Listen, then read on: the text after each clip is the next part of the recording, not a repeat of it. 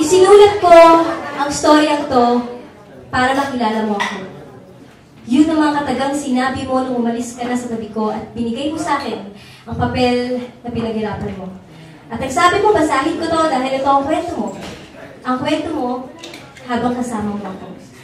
Alam mo, sobrang pinagmamalaki ko kung gaano ka kagaling magsulat. Kung gaano kalaki ang dedikasyon mo sa paggawa ng mga storya na parang kung nararanasan mo kahit hindi naman talaga. Gusto ko yung kapag nagkikwento ka, parang ikaw yung karakter sa pelikula. Gusto ko rin yung kapag nagsusulat ka, titingin ka muna sa aking mga mata at sasabihin mong, alam ko na. Na para bang ako yung inspirasyon mo. Na para bang ako yung nasa isip mo. Na para bang sa isang iglap, alam mo na ang kasunod ng kwento. At doon kita hinahangaan. Sobrang hinahangaan kita. Dahil nakikita ko kung paano ka gumawa ng mga storya. At alam mo, isa sa pinaka hindi ko makakalimutang regalo ang ibinigay mo, ayun yung isinulat mo ang kwento nating dalawa. Yung kwento nating dalawa na ibinigay mo sa akin na kung saan ito ang pinaka hindi ko makakalimutang regalo simula nung umalis ka.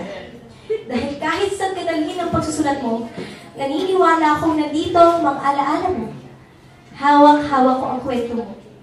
Ang kwento lang tayo. Nabasa ko sa simula ng pahina kung paano tayo nagkakilala. Nabasa ko rin yung sa mga sumunod pa kung paano ko pinitawan ng mga salitang mahal kita. Nabasa ko rin yung mga nakakatawang eksena, lalo na yung kumakain tayo sa karinderya tapos may crush sa'yo yung tindera. Nabasa ko rin yung mga panahon na nagselos ka tapos pinapalayo mo yung best friend ko kasi palagi kong kasama. Ang sarap balikan ng mga alaala dahil naiisip ko yung mga pagkakataon na yun hindi mo naman nasabi noon. Ang sarap balikan ng mga alaala, ngunit nung humantong na ako sa bandang gitna, parang may karakter na akong hindi ko na makilala. May karakter na akong hindi ko na makilala. Alam mo, medyo nagtaka pa ako kung ako at tayo pa ba ang bida. Kasi may mga eksena na hindi ko na magunita na para bang wala na ako sa storya. Lalo na yung binanggit. Na yung kayong dalawang magkasama nung araw na monstery nating dalawa. Alam mo, pinalikan ko yung mga alaala pero nung naalala ko, hindi naman tayo nagkita dahil ang sabi mo sa akin nun, gagawa ka ng storya. Gagawa ka ng storya pero hindi ka tulad na sinasabi sa eksena, may nakasama ka. Pero hindi naman to nangyari sa ating dalawa. Yun ang aking pinagtataka. Pero hindi ko pa rin tinigil ang pagbabasa. Nilipat ko pa rin ang mga pahina kahit sobrang abang-aba na. Pero ang pinakamasakit sa eksena, yung sinabi mo na sobrang saya mo sa kama dahil nung araw na yun, alam mo na kung anong mahalaga. Doon tumulo ang luha ko dahil kahit minsan, hindi kita nakasama sa kwarto, kahit kailan, hindi kita nakasama sa kwarto, kaya naguguluhan ako. Pero naging matapang ako kahit kabang-kaba na ako. Nilipat ko pa rin ang mga pahina at sa bandang dulo. Sa bandang dulo, nalaman ko kung sino. Kung sino nga bang tinutukoy mo. At ang tinutukoy mo ay mas kilala ko pa kaysa sa'yo.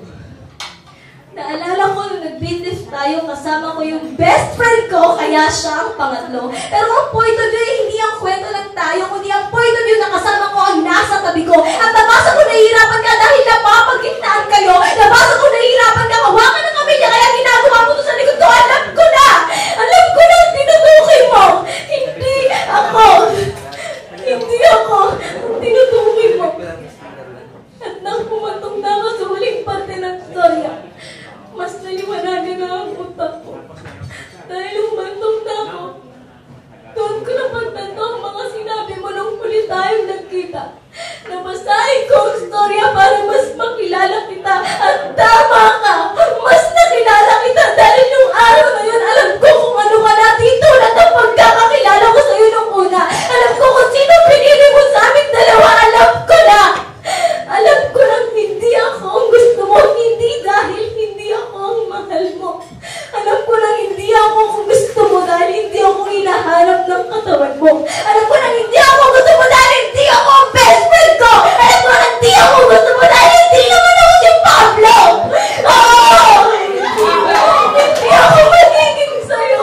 At hindi ako magiging para sa'yo dahil babae ako. Pero alam mo yung pinakanalaman ko sa lahat.